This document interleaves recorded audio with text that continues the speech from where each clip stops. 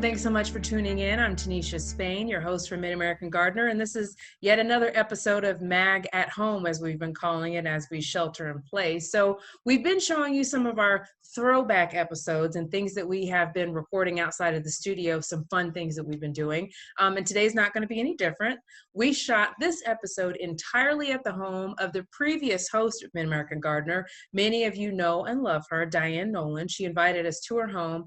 And when I say a gardening paradise, I absolutely mean it. She had food, she had the flowers, the landscaping, everything was absolutely beautiful. And so she just sort of let us romp around the grounds at her place. We sat down with her, did a nice long interview, got to pick her brain a little bit, and then got a tour actually. She just had such a beautiful, beautiful layout to show us. And we hope you enjoy this, so take a look.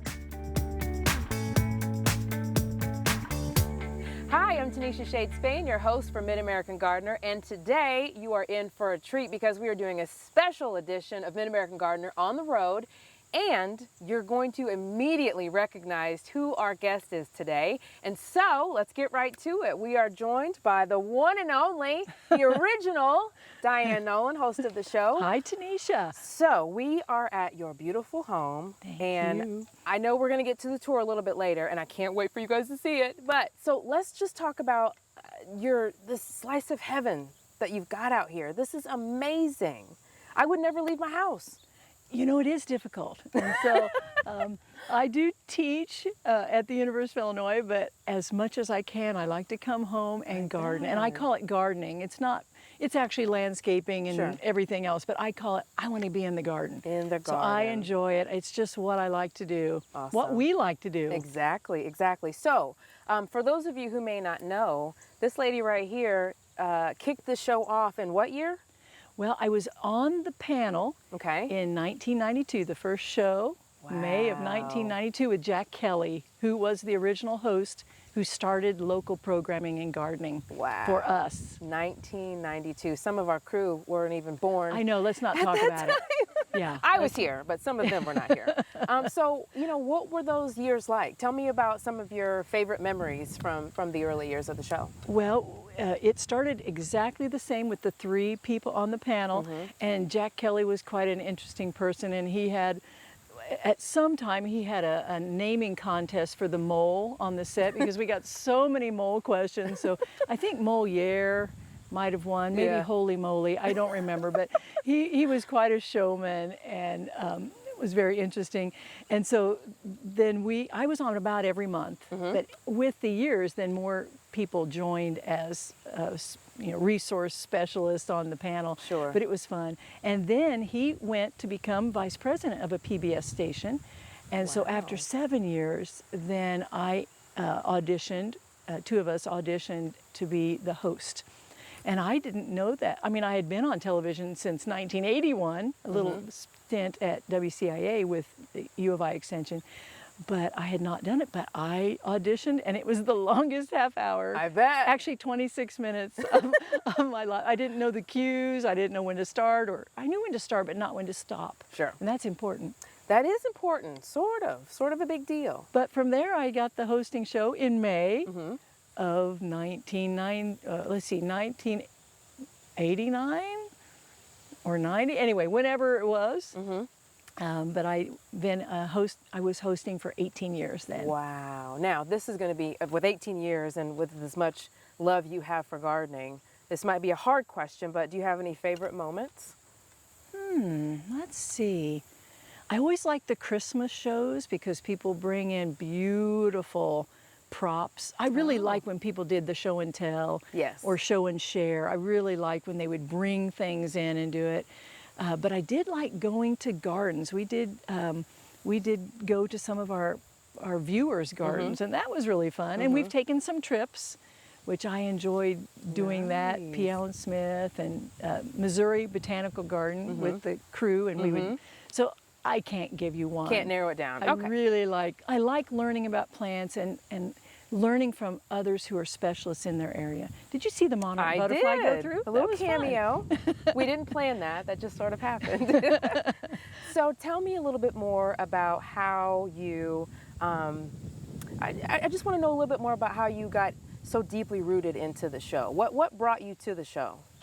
Well, at age 5, I always tell the story in my class, but I saw my first flower that I ever realized, and I acted out in class about being in slow motion and backlighting and music cueing up. But I really did see a daffodil for the first time when I was 5, and I remembered it. Oh, wow. And I just was interested. So I grew up in a house where my grandmother and great-grandmother gardened. Even though I did not know those ladies, I would have liked to, but I think it came from both sides of the family. I Sure. just loved flowers. I had a moment I wanted to be a math teacher, an astronaut, a foreign diplomat, an Olympic gymnast. But other than that, you know, yeah, other than that, I really liked horticulture and plants and flowers all the way through. And so I got my degrees at the University of Illinois and then started at the University of Illinois in floriculture, working with flowers, floral design, and identification of perennials. Wow. And then it happened that they asked me to be on the show, and it just went from there. Wow, awesome. So I always say my vocation is my avocation. What I do for a living is also my hobby. Wow, and you know what? When your skills and your interests align, that creates such a great harmony in your life. You know, there's no discord. It just kind of seamlessly flows. Yeah, I'm pretty fanatic. Yeah. I try to take a break from it. But how could you though? I mean, it's so beautiful out here, and you're going to see and hear in just a few minutes just the work that they have put into. But it's not work. That's true. That's the interesting part. That's true. When you love it, it's not work. It really Absolutely. is fun. So what's your favorite thing to grow? Oh, wow. You're hitting me with the hard questions. Let's see. Yeah. Well, I did teach perennials for 30 years, so I do like perennials, things that come back year after year. But I was a nursery person for quite a while where I grew trees and had to care for trees. So I would have to say the most impact might be the trees, but I tell my tree colleague that trees are just there to provide shade for perennials.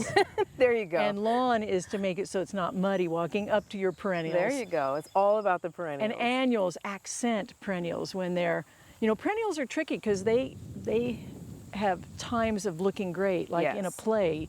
They're the main actor, and then they go off stage, and then you have to get other actors that come on stage. So that's how I taught it. I like that analogy. Because it's not, they're not on stage the whole time. It's not a one-person act. So I do like annuals for setting it off. So I guess I'd have to say perennials are my favorite, but I become a really fanatic vegetable gardener. I like to. Interesting. But I always put flowers in my vegetable gardens too. Absolutely. You got to get those pollinators in there. That's correct. Absolutely. Very important. Wonderful. Okay, so tell me a little bit more about what you have growing out here. What are we going to see on our walking tour? Well, we're going to go into an area that used to just be a farm field. And so I like to build, and I did start, my husband and I, he's an arborist, retired, and we started with our trees, and we made it so it was comfortable, a little oasis of shade and then full sun. I'm very interested in native things, and so a lot of times after a field goes out of production, then the seed bank comes back. So we have some native things. I have some sassafras that just helped themselves and came on up, and so I'm working with some native plants, but just beds and I like curving lines that flow around our house, and I just like it all. But you do need to have some lawn and I like some open space. But I try to put a bench in little spots just to sit down and enjoy it. Yes, and get different vantage points, you know, from your yard, because it can feel like it's a completely different feeling from one place to another depending on where you're sitting. And the other point is, and I love this when I heard it the first time, is to make sure you garden from the inside of your house. How do things look from looking out the windows that you sit at your dining room table? And so I also look at that, and I'll move plants around just because, that doesn't look so great from inside the house. So I always was thankful to learn that, to garden for how it looks, because part of the year we're inside. Yeah, absolutely. Not very much for me. I like winter. So I'm even gardening in the winter somewhat. Oh, wow. Yeah, That's dedication. I'll move a few things, mulch and a few things around. And planting, my philosophy is to do some planting and then field adjustment. Ah, so you're always working on it. I'm always This isn't just a spring about and it. summer activity for you. This is a lifestyle. And when we visit places, we might happen to see a garden center on the way somewhere. And you just got to pop in. But I do like my local ones too. Sure. And, you know, it's great. And I do pop in on them when I go back and forth from work. Nice. And that's always fun. Okay. So with regard to the show, and I just, you know, just to, not to put you on the spot, but what are some things that you think are important, legacy-wise, to continue on with Mid-American Gardener? First off, just having the show continue, and you're doing a great job. Oh, thank you. Thank you so much. I think with the host, you know, you have your interest in gardening, but then you just have fun with it. Yes. So I think the education and entertainment is the legacy. That's what I always wanted to do, and I think you're doing that. So thank you. Education and entertaining. I'll never forget one of my son's classmates, he was a 4th grader, said, "Oh, I watch your show," and I remember saying, "Why?" You know, he was a 4th grader, and he said, "Well, I learned things, but it's also fun to watch somebody I know and see what you come up with." Wow. So, but I think if you can entertain and educate, then it's really fun to educate. So that part, I think, just bringing on things that people can see live. Yes. And maybe it's something that's happening right then in their garden, like from caterpillars or whatever you have that's live. Yes. People want to know. Just being relatable. Exactly, to what's happening now. Yes. And I think the show has a great legacy of encouraging new gardeners or pushing gardeners who haven't done an area into another area. Yes. So that's what I hope. I really think it's great for people to learn how great gardening is. Absolutely. And you know, I was a little intimidated coming into the show because I mean, these guys are experts. Let's just, you know, be frank about it. And so I had just enough knowledge to be dangerous. And it was a little intimidating, but I have found that I am asking questions of them that I feel like other people at home are asking too. Exactly. And I'm here to learn just like everybody else. And so it's okay to not know what you're doing, I think is one of the biggest things that I have learned so far with my experience on the show. We can all get better. We can all learn more. Gardeners cannot know it all. Absolutely. And so I'd be taking notes on set, not because it was who was coming on the next phone. I was taking notes for myself. Yes, me too. Absolutely. I noticed you doing that, and I thought, oh, that's great, because we're gardeners and you want to learn. Yes. And I got advice, and I think the show helps this, but not to overdo it. If you start something, don't, you know, start small. Yes. Label. You know. Yes. Yes. And don't overdo it. But I just think the show gives you avenues of things you might want to try. Absolutely. Absolutely. And if there's something that you know, have been a little intimidated to venture into, you know, flower people are sort of flower people, and then vegetable people are sort of vegetable people. And that is there's true. no reason why you can't do both. You know, venture out, try something new, mix it up a little bit. So I think that is what you folks are doing a great job of. I enjoy watching it because I think, oh, now I've got to know what's the latest thing. And I think that's what the show does so well, is keeping people informed, and you entertain and you have fun at the same time. Well, as long as I have your blessing, I feel like, go for it. I feel like I can continue on. And plus, I remember you from WCIA, so I thought, oh, she's going to be great, and we learned so much. You're just kind of directing traffic, and making taking notes, and taking notes, exactly. Wonderful. And you know, it was funny when you were talking about the moles question, yes, because all these years later, we're still talking about moles and what to do and how to deal with that problem. So, you know, the problems that we were having then, or issues or challenges, I guess we could call opportunities. Them. Yes, they're still there. We're still getting worms in our cabbage. We're still fighting moles in our yards. Exactly. You know, it's a very cyclical thing. And you don't always know the answer, and there could be new things that come up, and these experts know those new things. New cultivars that they're talking about and ways to avoid problems. Exactly. It's just always changing, always changing. And so that's what the show is going to provide for great viewers who watch PBS. Yes. Tell me, last question, because then we're going to go take a tour. Would you, if you had to guess, and this is me playing devil's advocate, flowers or vegetables? It'd probably have to be flowers. Flowers. But they provide so much for the vegetables too. True. But it would probably probably the flowers. Yeah, it would probably have to be. But I do like growing vegetables. Oh yes, I like that part too. My son and I, the sugar snap peas are our favorite. We've got him wrapping around the teepee, and he just goes out and yanks one off, and he's walking around the yard chewing on one. Getting children gardening is the best thing. That's how I started. I remember as a kid, I would sit on the porch with my grandparents. They would bring me a big basket of beans, and my job was to just snap the ends off. Yes. Snap, snap, snap. It and started that's how for I got me with started. my grandfather, Yeah. physically gardening. We were planting his vegetable garden, and he had cut the potatoes, you know, to have the right amount of eyes. And so I would put one in the row, and he said, now walk in the row, because that's the distance he wanted. My foot was the distance he wanted. So I walked, and he would throw the potato, and then I would walk, and then eventually I could do it. And you I'll remember never those things. forget that. Absolutely. That's where it stuck for me. That was the seed. No pun. Well, pun intended. Yeah, pun intended. Pun intended on that one. That's where the seed was planted. But grandparents or parents or a neighbor Yes. or a friend, Yes. just encourage people to garden without overdoing it. Yeah, that spark. Okay. It Well, I was. can't wait any longer. Okay. Let's take the tour. Let's walk around and you show us your little slice of heaven. I'm ready. All right, let's do it.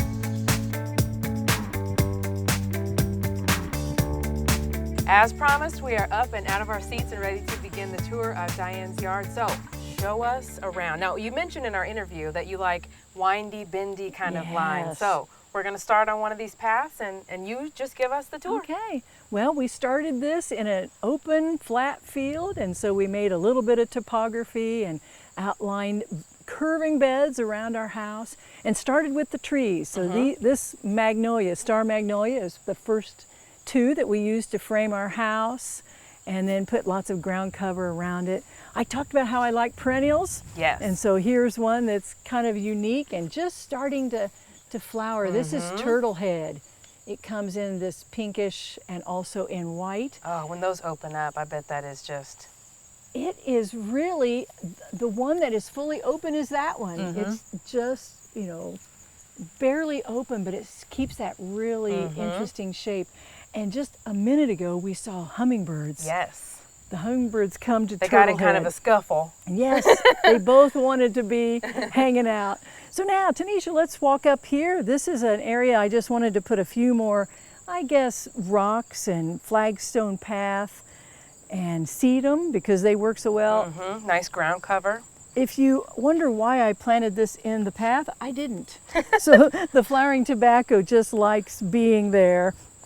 And I'm growing a new kind of foxglove that the students planted and grew for their flower show, and that's Digiplexus. I don't know that plant, but I'm enjoying it this summer with more flowering tobacco.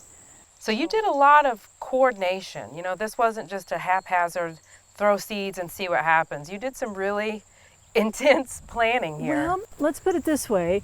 If my first planting wasn't great, then I dug it up and I tried another planting. So it doesn't always come out, you know, the first time. I do like dark accents though, and that looks so good with silvers and pinks. But this is the black pearl ornamental pepper. That's and beautiful. I've got that in there. But check out the Love Lies Bleeding. This is one funky annual. It's an heirloom plant. It was grown in the center of Victorian beds, and I've never grown it before. So now, does that come in a variety of colors? Well, I can get it as a cut flower. It comes in reds and then a really pretty lime green. Oh, okay. But I was happy to find the red one because I've not grown it as an annual, but I've known about it for decades. Yeah. And so here it is in with my purple coneflower. Nice contrast. I like that. I like the variety of it.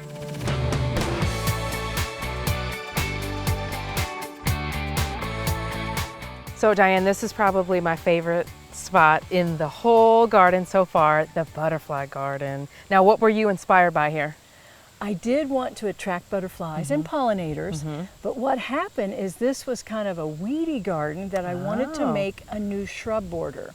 But when I do shrub borders, I start with layered plants and I start with just bare root cuttings. And so it looks just boring, you know, because I plant them 5 feet apart. And so for 3 to 5 years, it's one ugly bare garden. Takes a little time. So I wanted the shrub border, But then I also wanted to grow cut flowers for my classes. So it ended up being the best of both worlds. And I've got a little enclosure that I can sit down and just goof off if I and so they're desire. everywhere. We've been visited by butterflies all day. I've seen some monarchs. And by having it enclosed like this, it really brings them in.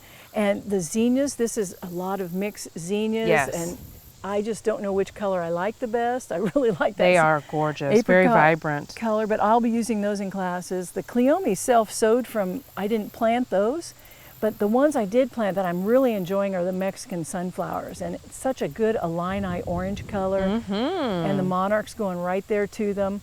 And so I understand those self-sow. My friend Diane from Fairbury told me that they self-sow, so I'm looking forward to that for next year. Growing and growing and growing. But I did kind of bring a pathway into it to make people understand, oh yeah, you can come inside. And just wanted to define this, but I've got shrubs out along here that eventually this will be probably 60% shrubs. Okay. And the annuals, I'll just plant less of those. Okay. But I tried to line it with some edging, mid-border, and then more taller background plants just to make it look interesting.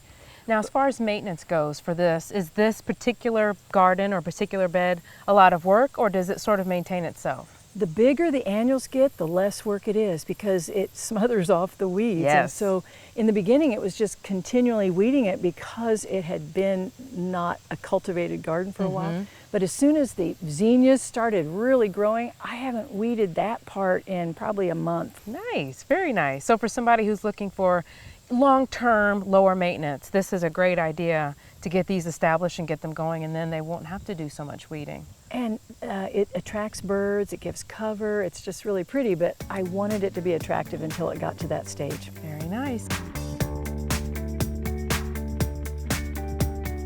All right, so we've moved across the yard over near the shed where the vegetable garden is, and we're gonna go inside and see all the goodies that Diane's got growing inside. Okay. Now in here, I just have really liked wide row gardening, so that's what I do. I don't really till, I just do This all is great. wide row, and I've got so much compost and everything in there, I don't need to do tilling now. But you'll see I give a lot of room for the tomatoes over here. But right here, these were all early crops, onions and peas, and so those are out.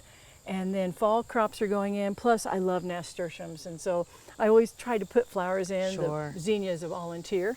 And you can see the cucumbers are doing well. They are doing really well. They are doing well, and we do like carrots and beets. Looks like you've got some that are ready too. Yeah, oh, I think I'm gonna see what we've got down in here, and that's one nice thing about the raised beds. You can get a little bit more. Look at those beauties. The soil makes it so you can pull things out, and these are, I had some yesterday and they're just so flavorful. And so I grow about 3 kinds of carrots, and I grow 4 kinds of beets. And if I got over here, I could probably pick let's see. a beet, because I love the Italian heirloom one, the Chioggia. And I've got all sizes, because when you plant them, you don't always know. Wow, those are beautiful. But these are the ones that have the pink and white rings, and that's going to be really good. But I do grow the regular traditional beet, and I grow golden beets, and I grow a white one called Avalanche. And so I grow 4 kinds of beets. I guess we like beets.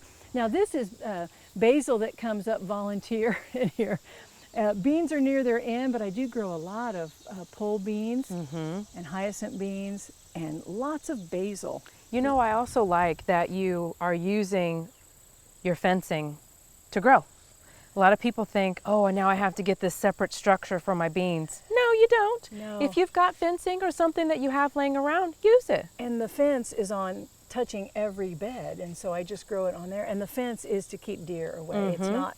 It was not a strategy. It was just survival. Sure, but it proved to be useful. Of my plants. And so this bigger area right here is sweet potatoes, and I've already dug up my regular potatoes, and now the sweet potatoes are crawling into that same spot. So I try to put those 2 together. Everything is a crop rotation, so what's here this year will then move to the next 2 beds, and it just moves around the garden. Now talk a little bit about why rotation is so important. You don't want to grow a lot of the same crops that are in the same family, broccoli and kohlrabi and cabbage. You don't want to grow those in the same place year after year, and definitely not tomatoes.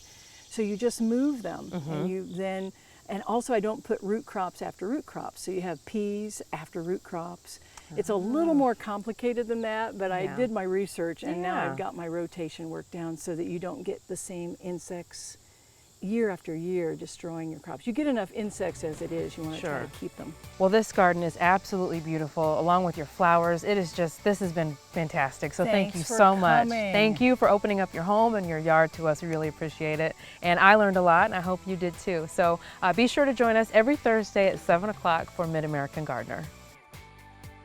And seeing all that produce, especially those carrots, made me really, really excited for the upcoming growing season. We're almost there. I know a lot of people use Mother's Day or May 1st as their planting guide. So just seeing all that is getting me pretty excited to get out there and get those seeds and those plantlings into the ground. Couple of housekeeping items I want to share with you. Please make sure that you are keeping up with us, hang with us.